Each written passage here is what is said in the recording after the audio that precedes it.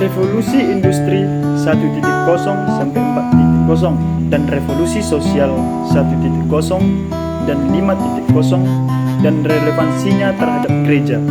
Nah, seiring berjalannya waktu, manusia selalu dihadapkan pada perubahan yang mengubah wajah masyarakat dan dunia. Nah, salah satu fenomena paling kuat yang telah menguncang fondasi sejarah adalah revolusi.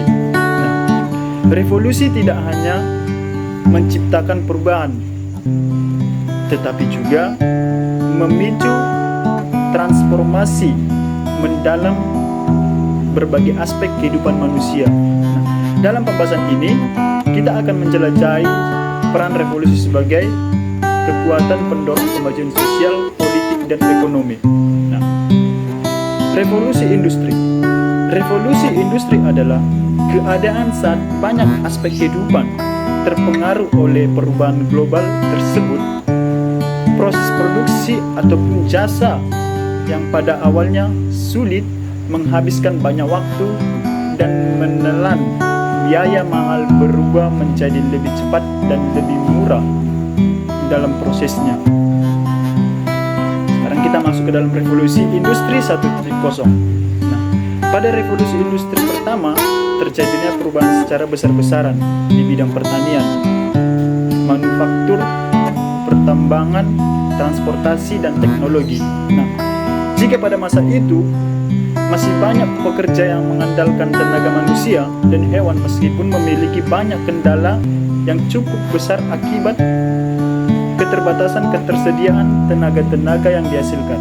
Nah, namun, setelah adanya revolusi industri 1.0, semuanya berubah ketika ditemukan sebuah alat penemun benang mekanik pada tahun 1784 oleh James Watt. Nah, hal ini menyebabkan tenaga manusia maupun tenaga hewan tidak lagi dibutuhkan, yang mengakibatkan banyaknya pengangguran meski jumlah produksinya meningkat. Jadi, perubahan pada moda transportasi seperti transportasi laut yang menggunakan tenaga angin, meski angin tidak dapat diandalkan sepenuhnya, maka dengan adanya penemuan mesin uap James Watt, kapal dapat berjalan 24 jam dengan mengandalkan mesin uap. Nah, jika pada saat itu banyak pekerjaan yang masih mengandalkan tenaga manusia dan hewan, namun setelah terjadi revolusi industri 1.0 yang ditandai dengan adanya penemuan sebuah alat tenun mekanis dengan menggunakan mesin uap pada tahun 1784, semuanya berubah. Tenaga hewan dan manusia tidak lagi digunakan, mengakibatkan banyaknya pengangguran. Nah, walaupun jumlah produksi meningkat, penemuan mesin uap juga membuat meningkatkannya perekonomian dan penghasilan per kapita negara menjadi 6 kali lipat, sehingga dapat membuat sebuah perubahan-perubahan baru yang akan melahirkan kembali sebuah revolusi industri dengan perkembangan yang lebih maju. Sekarang kita masuk ke dalam revolusi 2.0, yang dimana revolusi industri 2.0 ini terjadi di awal pada abad ke-19 sampai ke-20, ditandai dengan munculnya listrik yang membuat hasil produksi jauh lebih murah daripada sebelumnya. Jadi teman-teman, akan tetapi kendala yang lain ditemukan pada masa tersebut menyangkut masalah dalam proses produksi, yaitu pada bagian proses transportasi. Nah, di periode ini juga perahlian tenaga otot sudah mulai berkurang dan penggunaan mesin uap mulai tergantikan oleh tenaga listrik. Karena itu, kemajuan pada abad ini ditandai dengan penemuan pembangkitan tenaga listrik, telepon, mobil, pesawat terbang, dan lain-lain.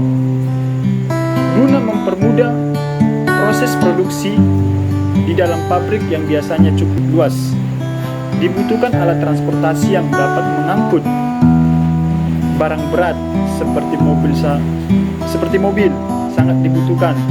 Sebelum masa revolusi industri 2.0, Proses pengerjaan perakitan mobil hanya dilakukan di tempat yang sama.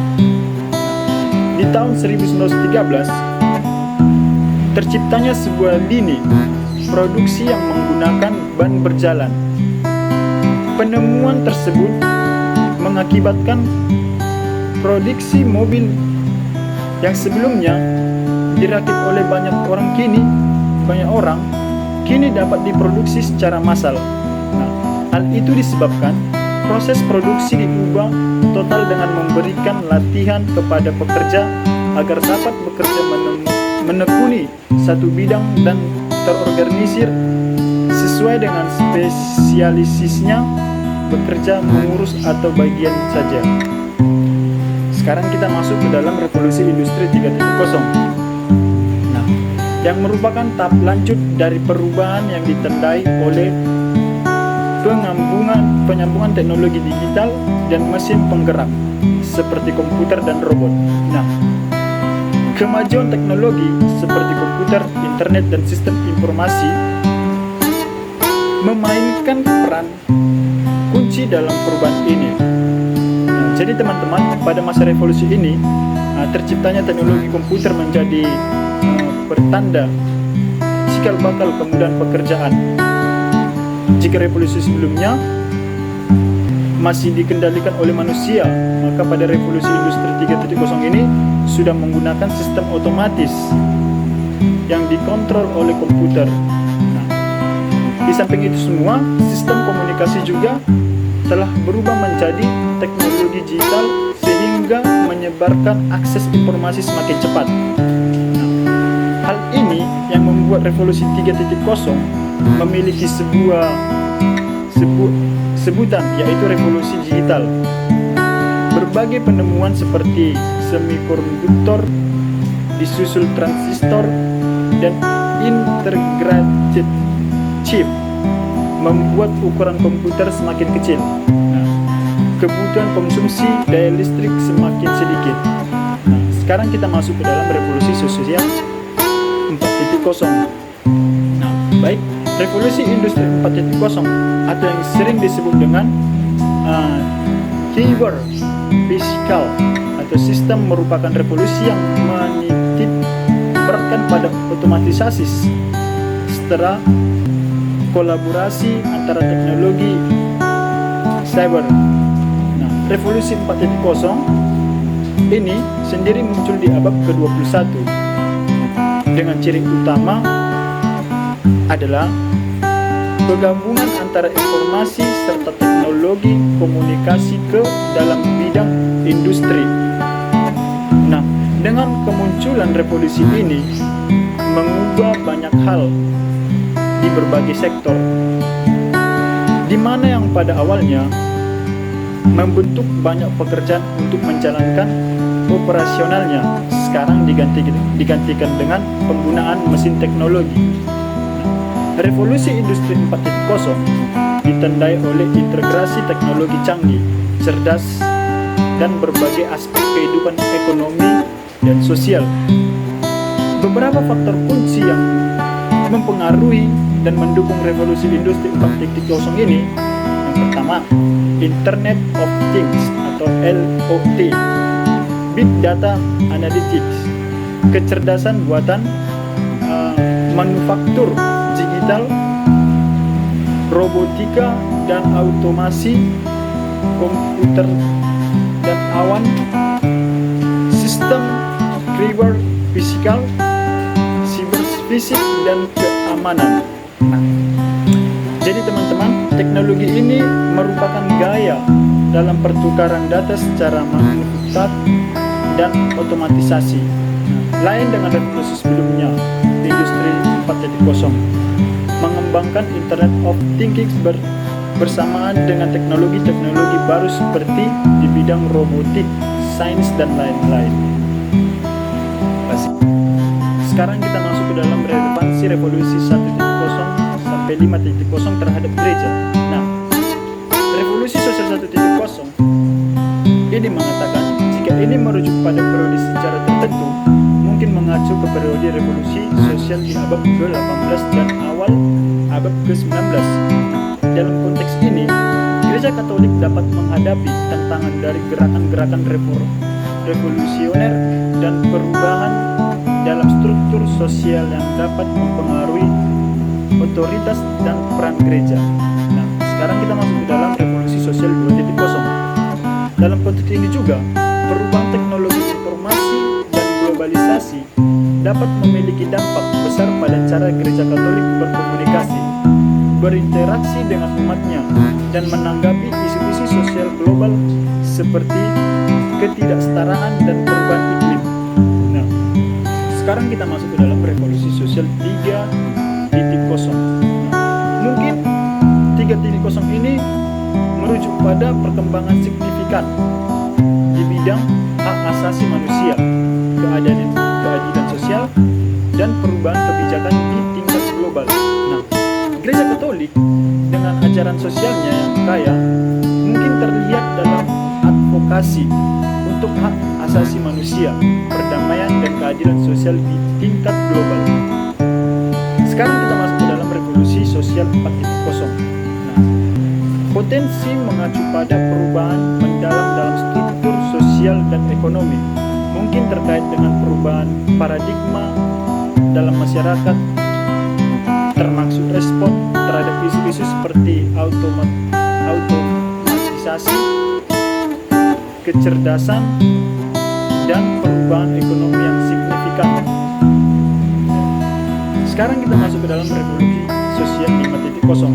Nah, jika kita mengasumsikan bahwa ini merujuk pada masa depan, mungkin mengacu perkembangan signifikan dalam hubungan antara manusia dan teknologi, termasuk isu-isu etika yang berkaitan dengan kecerdasan buatan dan perubahan mendalam cara masyarakat berinteraksi.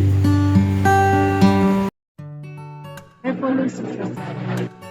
Revolusi sosial adalah perubahan mendalam dan fundamental dalam struktur sosial, nilai-nilai, norma-norma, atau tatanan sosial suatu masyarakat. Revolusi sosial biasanya melibatkan perubahan yang bersifat radikal dan meluas dalam berbagai aspek kehidupan sosial seperti politik, ekonomi, budaya, dan struktur kekuasaan. Nah, sekarang mari kita membahas revolusi sosial dari 1.0. Manusia modern atau Homo sapiens diperkirakan muncul sekitar 70.000 atau 100.000 tahun yang lalu. Mereka mengalami revolusi kognitif yang membuat mereka mampu membangun peradaban dan membentuk suatu buah masyarakat. Di awal kemunculannya, manusia berkumpul dan bekerja sama dalam satu grup untuk mempertahankan diri dan mencari makanan. Mereka menghabiskan waktu untuk berburu dan berpindah-pindah ke tempat. Pada masa ini, manusia mulai mampu membuat peralatan sedang berat dan menggunakan kekuatan alam yaitu api untuk memasak dan mengusir predator. Hal ini membuat mereka mampu bertahan hidup di alam liar dan memasak makanan berperan besar dalam perkembangan kognitif manusia. Perubahan besar terjadi ketika manusia mulai memahami konsep bercocok tanam dan beternak. Mereka belajar menanam tanaman dan beternak hewan untuk memperoleh makanan secara lebih konsisten. Ini mengubah gaya hidup nomaden menjadi lebih terpusat di sekitar wilayah yang subur, yang kemudian menjadi cikal bakal dalam perkembangan desa-desa pertama. Nah, sekarang kita masuk ke pembahasan revolusi sosial 2.0 atau agrikultural. Perkembangan sosial 2.0 ini disebut sebagai agricultural revolution. Pada masa ini, manusia tidak lagi melakukan perburuan untuk mencari makanan dan berpindah-pindah tempat.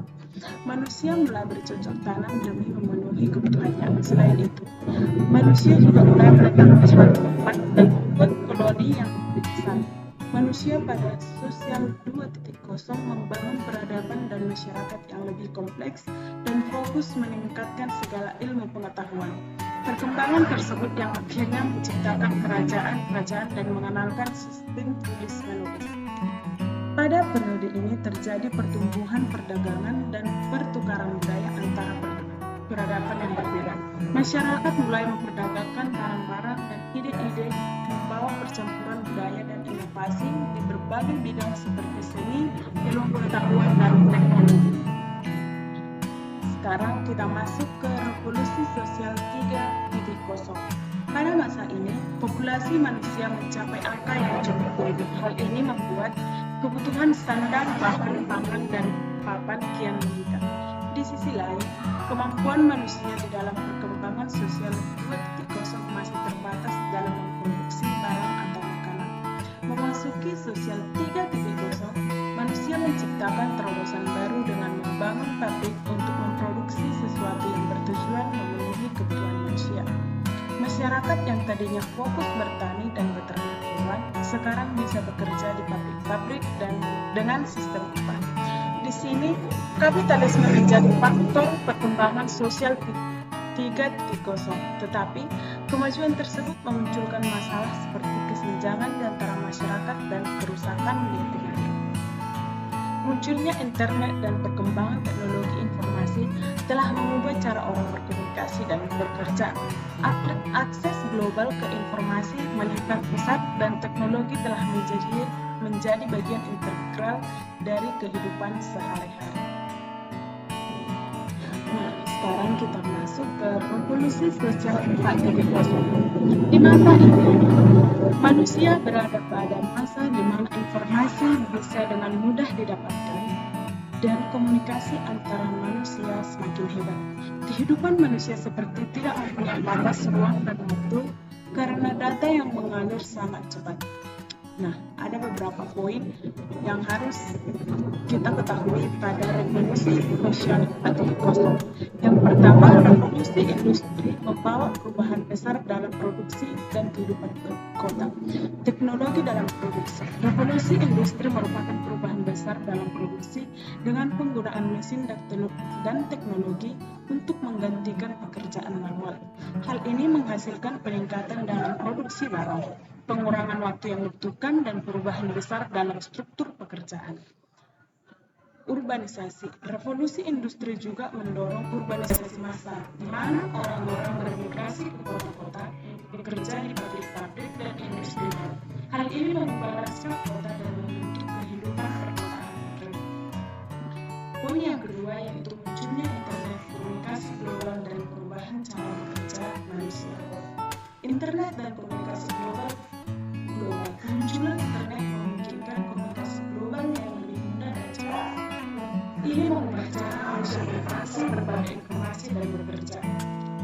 Perubahan cara bekerja. Internet juga mengubah cara orang bekerja, memungkinkan kerja jauh, kolaborasi online, dan fleksibilitas dalam jam kerja.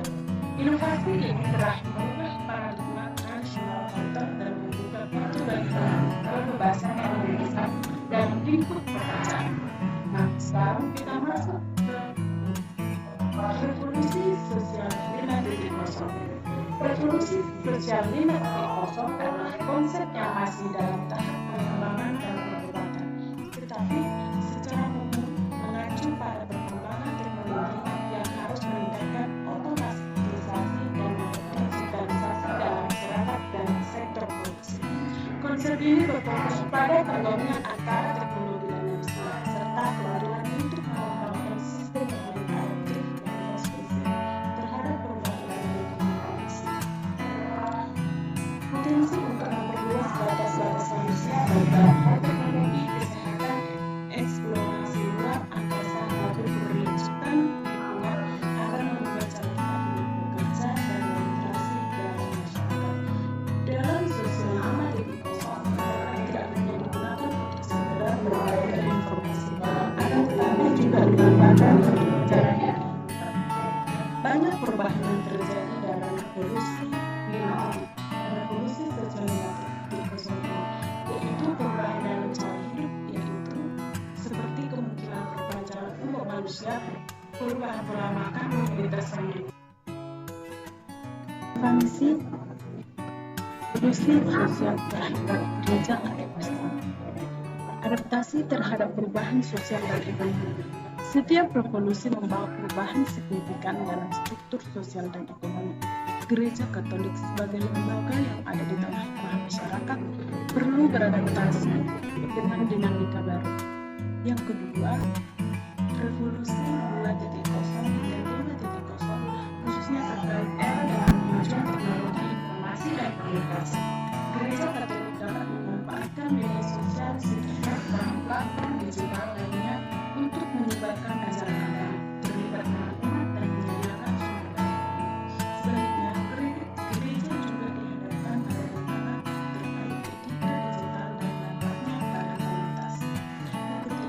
Partisipasi dalam isu-isu global, revolusi 3.0 hingga 5.0 seringkali terkait dengan isu-isu global seperti perubahan iklim, perdamaian dunia, dan asasi manusia. Gereja Katolik dengan doktrin sosial yang kuat dapat berperan sebagai advokat untuk perdamaian, keadilan sosial, dan perlindungan lingkungan, memberikan perspektif moral dan etika terhadap isu-isu. Keempat, pendidikan dan pembangunan masyarakat. Gereja Katolik sering terlibat dalam pendidikan dan pembangunan masyarakat. Karena berkontribusi terutama pada revolusi 4.0 dan 5.0, ketidakpastian pekerjaan dan perubahan dalam hidup dengan keterampilan mungkin memerlukan peningkatan dalam bidang pendidikan dan pelatihan. Gereja dapat berkontribusi pada upaya ini melalui lembaga-lembaga pendidikan dan program pembangunan masyarakat. Yang kelima, pemahaman terhadap perubahan moral dan etika. Sikap revolusi membawa perubahan moral dan nilai-nilai masyarakat. Gereja Katolik berperan dalam membimbing umatnya untuk memahami dan menavigasi perubahan moral dan etika yang mungkin terkait dengan perubahan ini. Ini dapat melibatkan pembimbingan mengenai penggunaan teknologi, nilai-nilai keluarga, dan tanggung jawab sosial. Yang keenam, menanggapi tantangan spiritual dan religiusitas. Di tengah perubahan moral tersebut, Gereja Katolik tetap menjadi sumber kekuatan spiritual bagi banyak orang. Masyarakat yang menghadapi ketidakpastian dan perubahan sedang mencari dukungan spiritual dan makna. Gereja dapat berasal dengan pelayanan pastoral, konseling, dan mendorong tumbuhnya kehidupan rohani dalam masyarakat. Demikianlah hasil penjelasan kami. Semoga bermanfaat. Dadah.